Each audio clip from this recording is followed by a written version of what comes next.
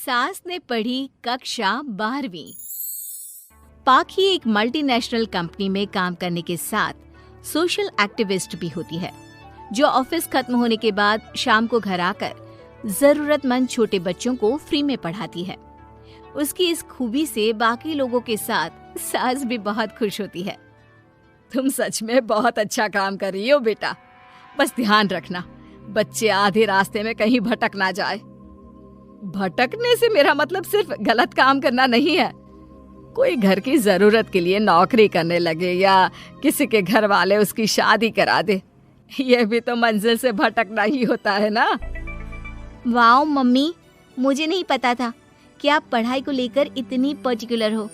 पर फिक्र मत कीजिए, इनके साथ ऐसा कुछ नहीं होगा। बहू की बात पर मुस्कुराकर सास चली जाती है और पाखी बच्चों को पढ़ाने में बिजी हो जाती है। उसी रात पाखी और विराट साथ बैठकर बातें कर रहे होते हैं, जिसमें बहू सास की पढ़ाई को लेकर नजरिए का विराट के सामने जिक्र करती है।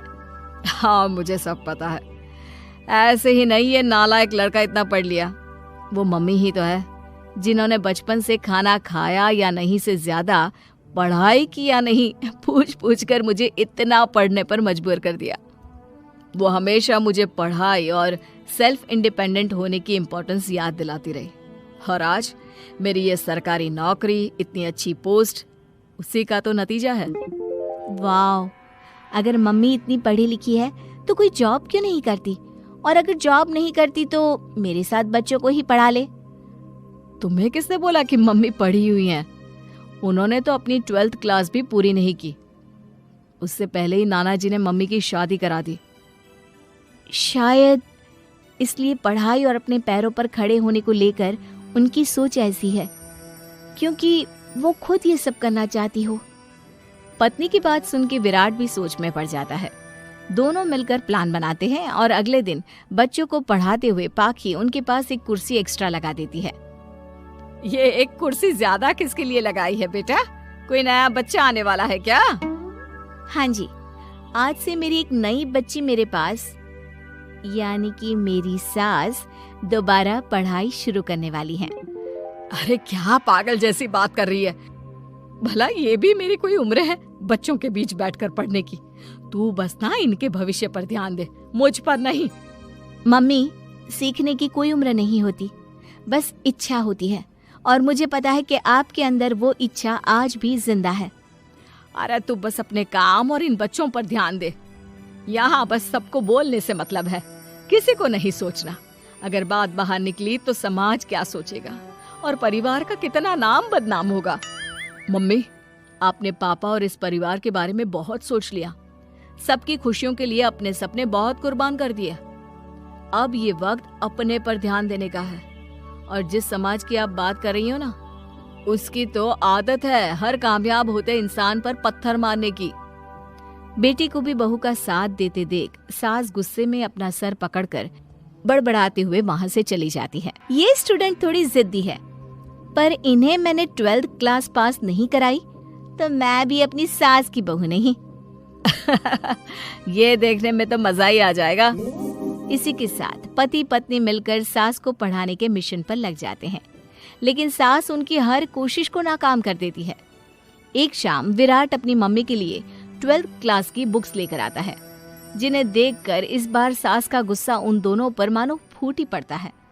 अरे तुम दोनों का दिमाग खराब हो गया है क्या, जो ये बेवजह की जिद पकड़े बैठ गए हो?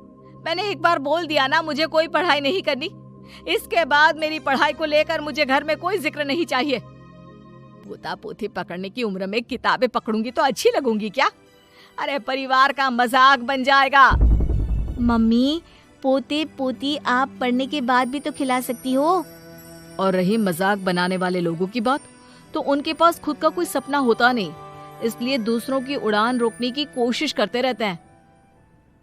बस एक बार माँ, आप कोशिश तो करो। अगर अच्छा नहीं लगा तो हम दोबारा कभी नहीं बोलेंगे।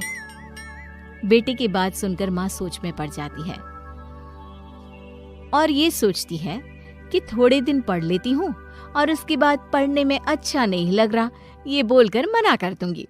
ऐसी प्लानिंग बनाकर वो पढ़ने के लिए तैयार हो जाती है।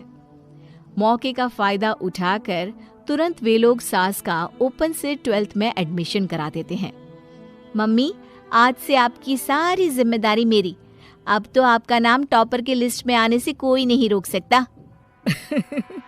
ये मेरे सीधे बच्चे, इन्हें अंदाजा भी नहीं कि माँ का प्लान क्या है।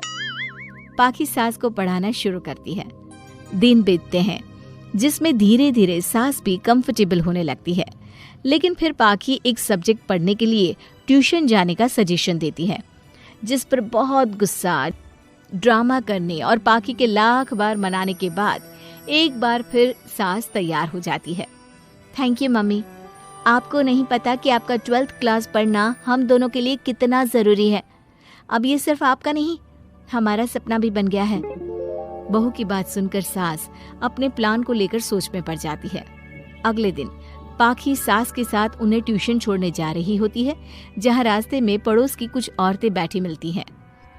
अरे वाह विराट की मम्मी, तुम्हारा इस उम्र में पढ़ाई का कौन सा भूत जाग गया। बहू को बोलो कि पोता पोती दे दे और बच्चों के साथ खेलो। अरे क्या उनके बीच बैठकर अपनी खिल्ली उड़वाने चल पड़ी। आंटी जी, जब सरकार या भगवान ने सीखने की कोई उम्र नहीं रखी तो आपको क्या दिक्कत है। अरे देखो तो जरा, बहू की जुबान कैसे कैंची जैसी चल रही है। अब सास घर संभालने की जगह इन सब चीजों पर ध्यान रखेगी तो बहू के तो ये हाल होने ही है ना। देखा बहू, इसलिए बोलती थी, अरे खाली दिमाग वालों से बहस नहीं करनी चाहिए, क्योंकि वो जब भी मुंह खोलेंगे गू ही बोलेंगे। उदाहरण तो तुमने अभी देख लिया।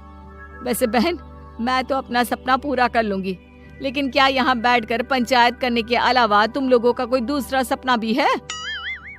सारी औरतें चुप हो जाती हैं और सास बहू चले जाते हैं। अब सास के अंदर पढ़ने की इच्छा जाग उठती है और वो अपना प्लान छोड़ मन लगाकर पढ़ाई करना शुरू कर देती है। देखते ही देखते 1 साल बीतता है और बोर्ड एग्जाम शुरू हो जाते हैं। मम्मी, एग्जाम के लिए जाने से पहले जल्दी से ये दही शक्कर खा लो। अरे चल पागल, ये सब बच्चों के लिए होता है। अभी आप भी हमारे लिए स्कूल में एग्जाम देने वाली बच्ची ही तो हो।